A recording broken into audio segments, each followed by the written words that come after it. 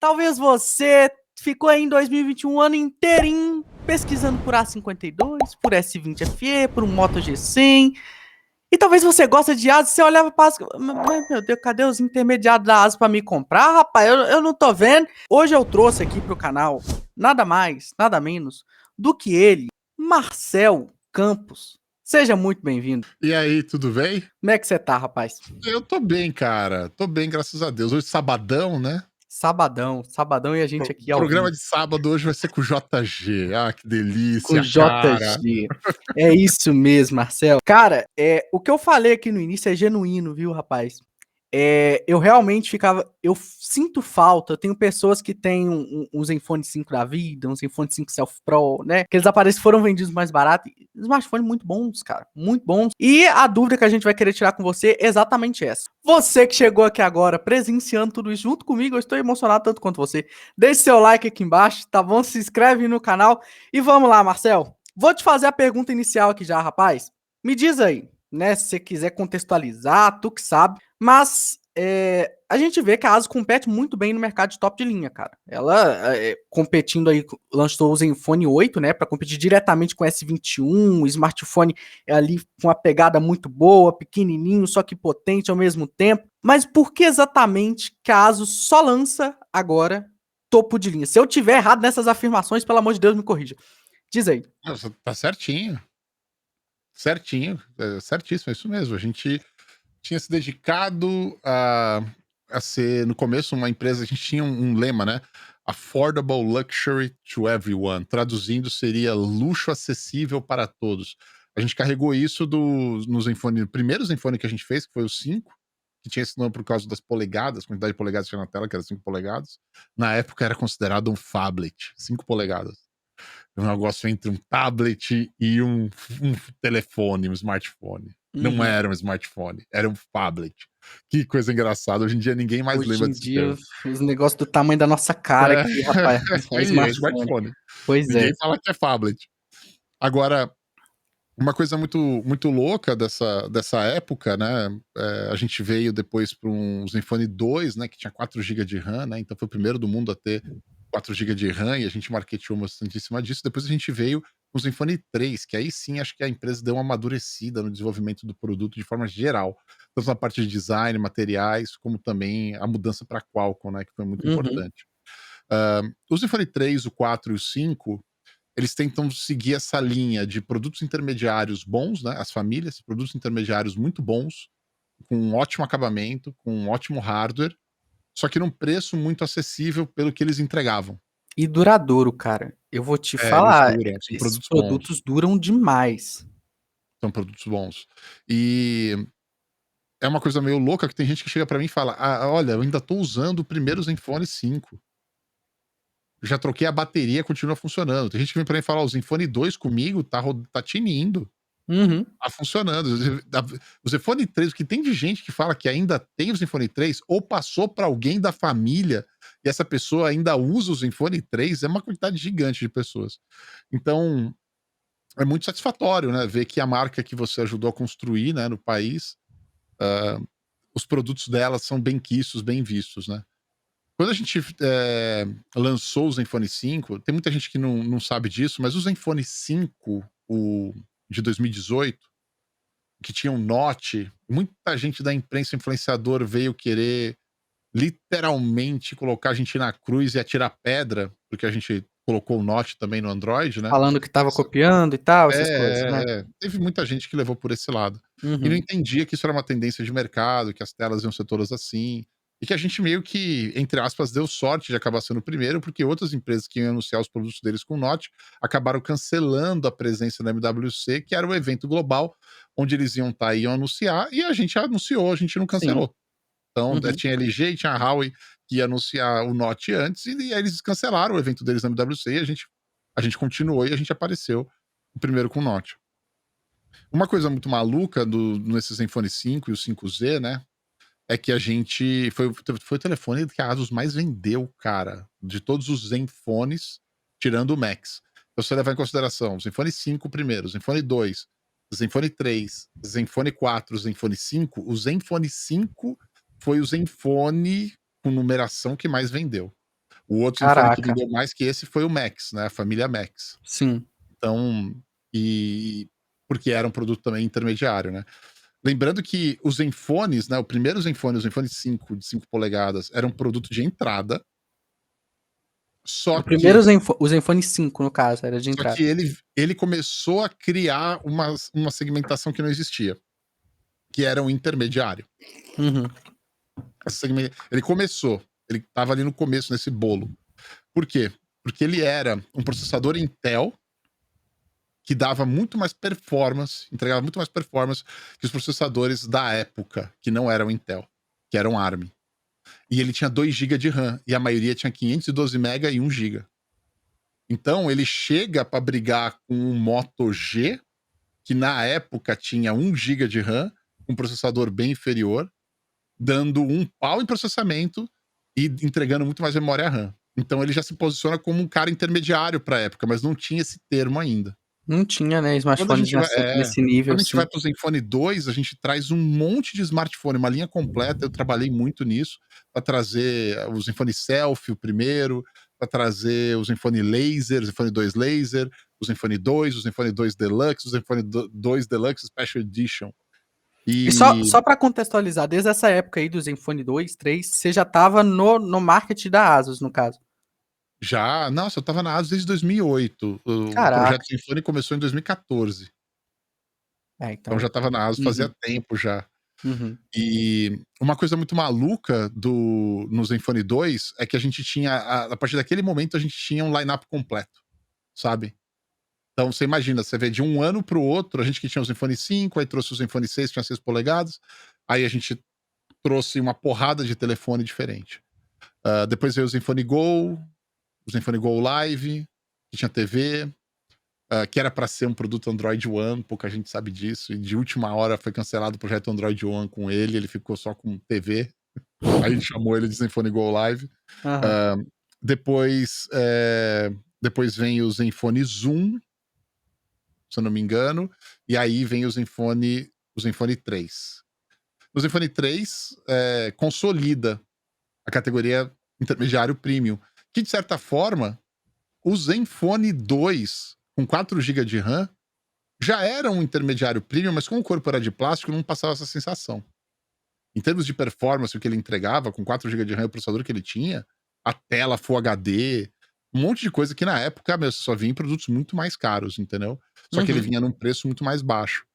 Então o Zenfone 2 foi assim uma quebra de paradigma numa porrada de coisa no país, e quando a gente traz o Zenfone 3, ele é o primeiro do mundo a vir com o processador 625 da Qualcomm, legendário 625. Caraca. Porque a série 600 antes do 625 era uma série que a galera não curtia tanto assim. A gente chegou a ter o 615, se eu não me engano, no primeiro Zenfone Selfie. Mas não era tão legal. O 625, ele tinha uma performance muito boa e ele tinha um gerenciamento de memória muito bom e ele tinha um gasto energético muito aprimorado, perto do que existiu antes, uma categoria intermediária. Então, no Zenfone 3, a gente trazendo esse processador, a gente conseguiu colocar esse produto como um intermediário premium. Então o Zenfone 3 era intermediário premium, o Zenfone 4 intermediário premium, o Zenfone 5 era intermediário premium, e foi assim durante todas essas gerações. No Zenfone 3, a gente já percebia que a gente tinha o Zenfone Max, que ia entrar no lugar desses outros Zenfones que a gente teve de plástico no passado, só que aí ele Uhum. tinha muita bateria, ele tinha 5.000 de bateria, o que pra época era muito, ainda hoje é muito, Que é ano? considerado muito. Puta, isso aí é 2015, 2016. 2015, 5.000, mano. Era o Zenfone Caraca. Max. O primeiro Zenfone Max não veio pro Brasil, a gente já foi direto pro Zenfone 3 Max. Uhum. Já foi direto pra ele. E teve na Índia, e na Índia eu consegui aumentar bastante as vendas deles com os nossa estratégia que a gente tinha no Brasil, eu levei pra Índia, a estratégia de marketing que a gente tinha, que a gente usava. Então assim, foi muito legal, eh, participar disso tudo, né. Quando a gente sai do Zenfone 5, a ASUS sofreu uma perda muito grande em vários países, mas principalmente na Índia mesmo, já não estava mais cuidando da Índia, já fazia um tempo, com o Zenfone 4 e o Zenfone 5. Então eu trabalhei com o time da Índia até o lançamento do Zenfone 3. Eu fiquei 1 ano e meio trabalhando lá, arrumando a casa com o Zenfone Max e depois trabalhando no lançamento, sustentação de tudo que era Zenfone 3. Uhum. No Zenfone 4 e no Zenfone 5 começou a perdeu o dinheiro na Índia, tinha uma fome muito grande por aquele mercado, e no Zenfone 5 perdeu muito dinheiro na Índia, não com o Zenfone 5, mas com o Zenfone Max da época, Hum, da geração da época. sim. E isso fez a empresa parar e rever. Porque, se eu não me engano, na época foi anunciado, posso estar enganado, tem que pesquisar, mas por volta de 200 milhões de dólares de perda. E a Índia foi, Caraca. grande parte foi na Índia, veio da Índia, né? É uma empresa A pública, então Índia esses é um números são mercado públicos. muito forte, né. É Se tem muito problema na complicado, Índia, é um um mercado problemão. muito complicado. Uhum. Então, eu sei porque eu trabalhei lá e é bem complexo. Mas assim, cara, quando teve essa perda e teve que refazer todo a estratégia. Então, todo mundo parou para sentar e conversar e entender como que a gente tinha que fazer. Se a gente ia ficar competindo pelo mercado sangrento de preços que existia nos intermediários e nos produtos de entrada que a gente tinha, Sim. ou se a gente ia acabar com toda a divisão de smartphone, tipo, chega, não queremos mais, sabe? Ou se a gente continuava na divisão de smartphone, porém com produtos que levassem o DNA da empresa. Então me lembro que o Zenfone ficou nessa de vai, não vai, até o primeiro protótipo do Zenfone 6 com a câmera flip aparecer. Quando apareceu o primeiro protótipo do Zenfone 6 com a câmera flip, aí, beleza, o Zenfone continua. Foi nessa época aí a gente começou a entender se é para continuar ou não. E o ROG Phone era um produto que a gente tinha decidido continuar, por todo o histórico que a gente tem com desenvolver produtos games, tanto para placa-mãe, quanto para placa de vídeo, quanto para notebook, sabe? A gente tinha tudo já, né? A marca ROG é uma marca muito forte no mundo para o universo gamer. E o ROG Phone, a gente já tinha colocado nele todo esse DNA gamer. Ele tinha um DNA muito forte, o produto. Um DNA de Asus e um DNA de ROG. Então esse continuava com certeza. O Zenfone, a versão 6, até sair o protótipo com a flip câmera, a gente ficou na dúvida se ia continuar ou não. E aí, quando apareceu, a gente continuou. Tá? Sim. De lá pra cá, eu sou o cara que diz o seguinte: eu vou te explicar por quê e como que essas coisas aconteceram. No board da empresa, tem momentos que se vota, tem momentos que as coisas são discutidas, tem decisões que são tomadas unilateralmente, tem decisões que são tomadas em grupo.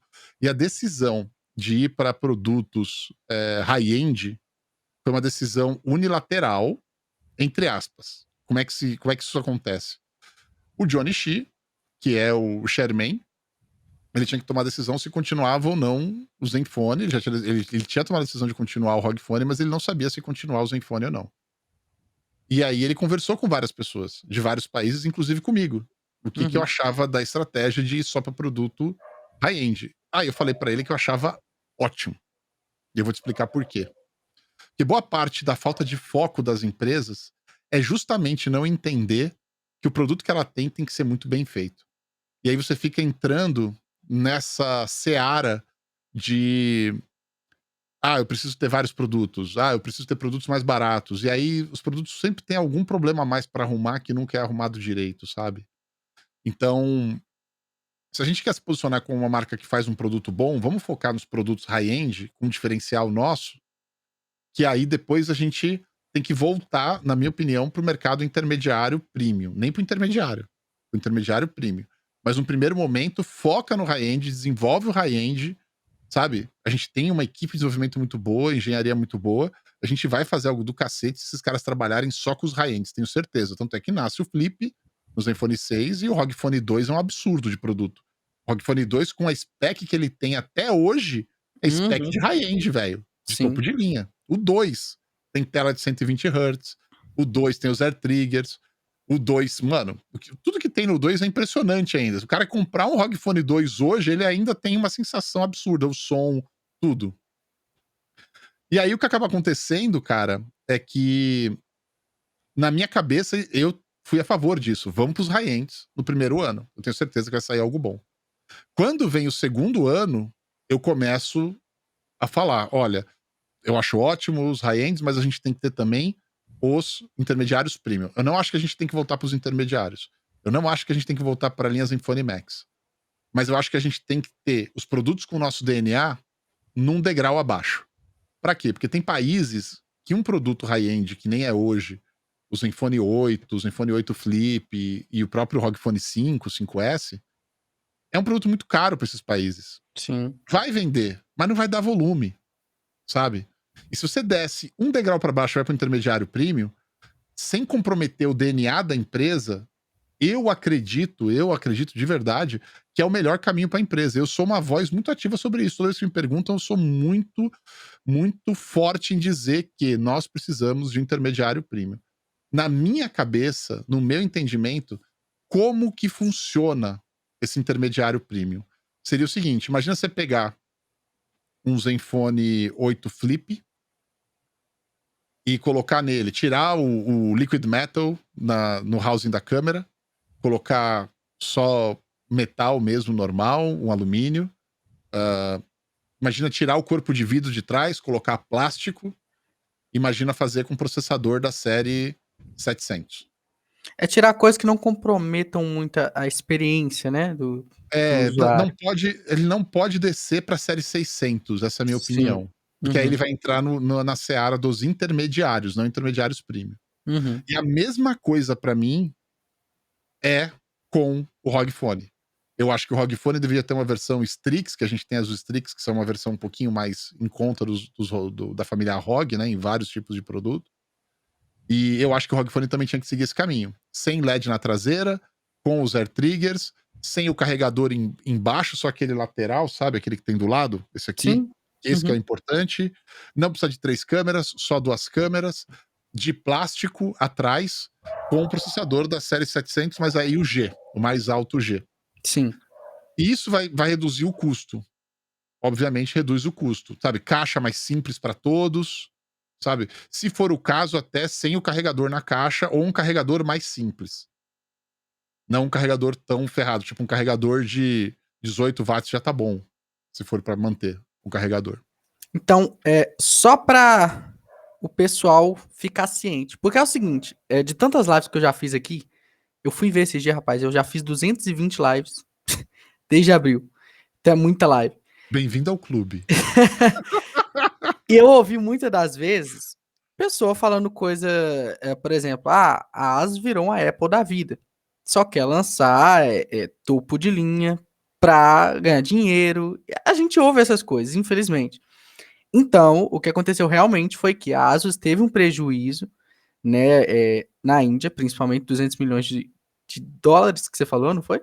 Isso. E por conta disso, por conta Não só desse na Índia, rombo, mas a Índia foi grande parte desse foi, rombo aí. que E a foi na Índia, linha gente, Max, tem gente pra aí o Zenfone caramba, a Max. Índia é um enorme mercado.